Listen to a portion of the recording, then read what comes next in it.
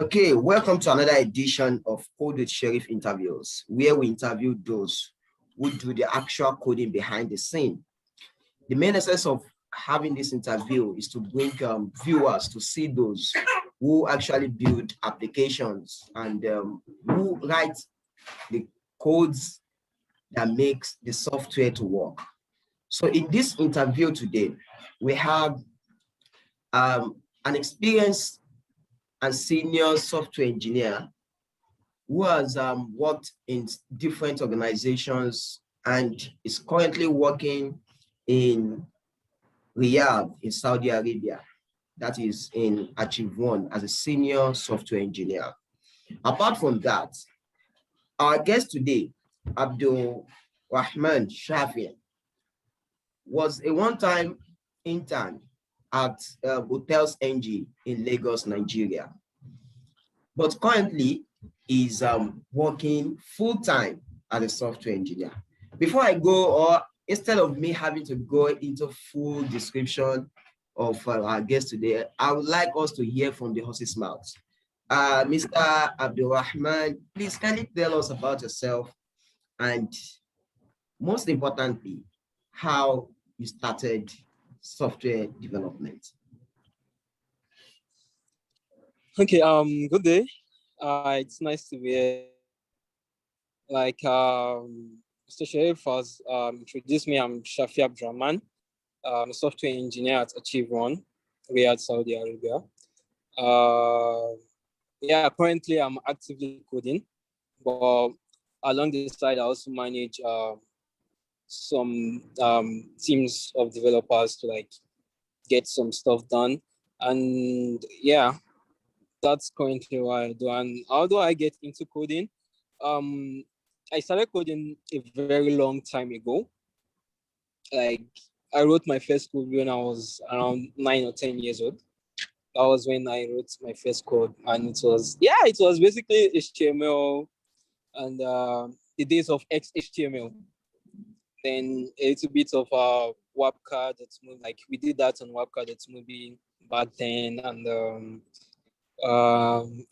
some little shit about this Java building your own custom application, like modding applications.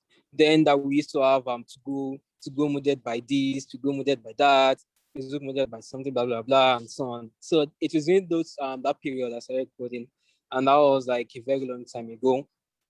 But then I had to stop for a while and like focus on school because I was so young then and no one was interested in that. Like no one was happy to like, what are you doing with phone? Like drop that phone and just go read something, go do something academical and so on.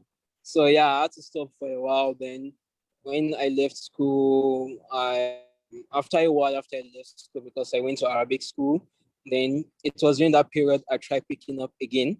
Then I did the normal HTML, JavaScript, PHP, and the like, till whatever I do now. So, and that has been so far since 2016 till now. So basically, I've been actively coding, doing active coding for companies and professionally since 2016 up to now. And I'm more of a back-end person to a front-end person, but I have a idea about it, like doing front-end and also mobile development, mostly iOS and the like. So that's basically about it, about me. Yeah. Wow, interesting. Good to hear. So you started right from 8 years old and you started development. But then 9, 10. Oh, 9, 10 years old. Oh, okay. So you started with HTML basic stuff, and now what do you do now? You are no more doing most of the basic stuff. Are you into Java or are you into Microsoft stuff? So basically, my core is PHP Laravel. Since I'm more focusing on the back end, so I do more of PHP, Laravel, domain, and the likes. But I also write Swift. I write JavaScript, Node.js, Vue.js, all the JS family stuff, TypeScript, Angular, and the likes. So I still do that. Like I do that on my daily basis, but my main focus now is PHP Laravel. Yeah, I do Java, I do Kotlin, but it's just not frequently. Just once in a while I need things to get done, I can just dive into it. Part of what I do now is to manage teams to like deliver software for the company or for other, because we have different products and I have to like manage them to like do that. So most of the time I manage during the day and I do more of coding late at night. Okay, interesting. And then now, can you tell us, because a lot of people are looking at you and they're like, oh, I want to be like this guy. I want to be where he is or even beyond. So how do we go through that line so that we can also become a well-known developer or someone that can actually deliver software solutions? Okay, first thing first, like I used to tell everyone, like try to know everything, like try to learn everything you can learn. One, you can't know everything. Like you can't know everything. That is one. But try to learn them. So you just like have ideas about how they work. You might not like to write C sharp. Now I might not be able to like write the whole full something about C sharp or something, but I still have the idea about how it works and so on. So try to like learn everything you can learn and like have a roadmap. What I mean by having a roadmap is that you can't just like learn everything at the same time. In the morning, you are going to learn Java. In the afternoon, you learn HTML. At night, you learn PHP. That will actually make you go mad. Like you are not learning. You are not learning anything. Exactly. You are just like doing something like doing something. It should be like probably you set a duration of like minimum of maybe 3 or 4 months or 6 months that you're going to learn everything about HTML. Then after that, you move to the next step, you learn CSS. Then after that, you move to the next step, you learn JavaScript. But try to like learn those stuff like and know the one that you need to focus on. Let's say you want to become a backend engineer, or you want to become a front-end engineer, or you want to be into DevOps, you want to like be a designer or something. Know that from the very beginning. Know that from the very beginning. That will actually make you to like build a successful roadmap. So let's say from the beginning you know that you want to become a backend engineer and so on. Yeah, that means you know that, and you have to pick a specific language, which is either PHP, Python, or any other server side language, and you know that you are going to be using to write a backend, or one of the JS mangas there out there. So number one is that you already know that you're going to be a backend engineer. So these are what you need to learn. So once you know that, and you pick out those language, then you have a roadmap and a set duration of time for you to like actually learn those stuffs. And while you learn, try to build stuff and push it out there for people to see that you're actually building stuff. So let's say you just learn how to build authentication in your front end or in your back end. You can just build something cool that you can show out there, which is more of what I did back in the days. Whenever I build something stupid, yeah, I know it's not a cool, like it's not a big thing. It's already out there. Everybody can do that. But yeah, I'm just starting off and I was able to build this. Yeah, like I show it to everybody, like, yo, guy, look at this, I built this. Yo, guy, look at this, I built it. Yo, guy, look at this. Even my WhatsApp status, my Facebook posts, they're always like, I this blah blah blah, this blah blah, this blah blah. So that way you will get feedback from others, like they try to like contribute for you, then you get to know how to improve yourself. And like that, you're also marketing yourself to people to let people know that you are this, you are that, you can help them achieve this, you can build so and so on. Doing that, people actually reach out to you to help them build something, and that way you're already building up your career, building up your professionalism and so on, and that will actually help you go a very long way. Marketing oneself, like preaching oneself out there, will actually help one build a good career goal and so on. Yeah. Wow, interesting. One more thing that is very important for you to answer, which is you went to hotels NG to for your intern. Is it necessary for anybody who wishes to be a software developer to go for intern? Do I need to be an intern in a company? It's not compulsory. Like there are people that actually are like huge developer now, successful developer now, and they didn't even pass through the internship phase. They didn't even pass through the internship phase at all. So it depends on what opportunity comes forward to you and how do you think you can achieve your goal. So the reason why I entered with HNG, which is the most interesting part of my story, because that was when I was able to like progress massively.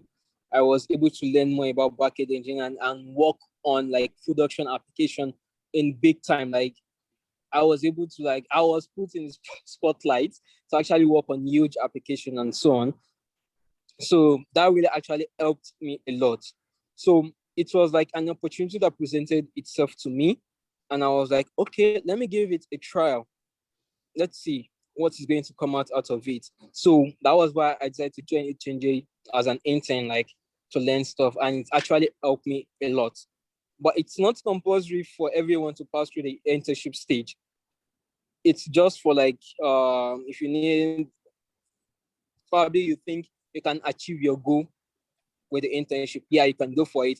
But if you think you can stand on your own, like you can learn everything you want to learn, you can actually get the resources that you need, you can reach out to people like that you need if you actually need help, or get the experience that you need to get without doing the internship.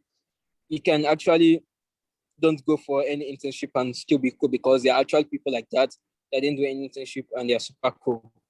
Wow, interesting. You have given us a lot of lessons of which we can learn from, and ways to go about being a good developer, how we can reach out to people, and how we can also be useful. Well, we really appreciate your time, Mr. Abdurrahman. Okay, on a final note, can you please just encourage the new developers out there on their road to becoming a great developer? Number one, be patient. Okay. Interesting. Yeah, Be definitely. patient. Like they be super patient with your code, with your time, with the way you manage stuff. Be patient with it. In the long run, it's going to fall in place. Like everything will seem right, but at the beginning, it might look so wrong. Like this thing is hard. This thing, it's impossible. It's super weird shit. Like I'm not sure I can do this and so on. Just be patient with it. If you really actually want to do it, like if you have passion for it, you can have passion for something and it's like skyrocket. Like it's so hard for you that you want to leave and just stop doing it. But if you're patient, you will get through it, and along the line it will fall in. Another thing is like have a mentor, have somebody you can reach out to when you are in need of help, like code wise or career wise, or like moving to the next stage wise. So that person can be someone that can guide you, like give you insight about how to go about stuff. And yeah, and like try to spend more time with your code at the early stage.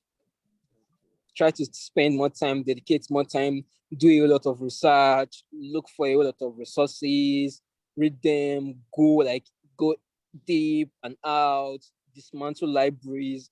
I'm not saying you should dismantle people's library, but go in depth of libraries and learn like how things are being done inside. Like this is how they connect this to this, and try to build something out there. Show yourself out there, preach yourself out there, promote yourself out there, market yourself out there, build a brand for you out there. Like that is what people will use to reach out to you. That is what will give you like something cool that you'll be like, wow, so I can actually do this, I can get this, and so on. So it's actually a good thing if you put yourself out there and market yourself, which is so nice for that. And basically, just be a cool coder. That's Thank it. you very much for that point. So everyone has heard him saying that just be a cool coder. So keep it up, keep developing. Don't get too tired very early. Then you can get tired, but like try to like yes, rest and get back. okay, Rest yes, and rest get back. and get Not back to tired code. like you are giving up. Okay. Thank you very much, Abdurrahman. We really appreciate your time. And I'm then so glad to hear it. I hope you're also enjoying your stay over there. I am big time. Good to hear that. Good to hear that. So thank you very much. Really appreciate your time, and we always reach out to you some other time if we need you to come online. Definitely. Tell us more about your experience at Riyadh in Saudi Arabia. Definitely, no problem. I'll be down for that. Thank you very Yeah. much.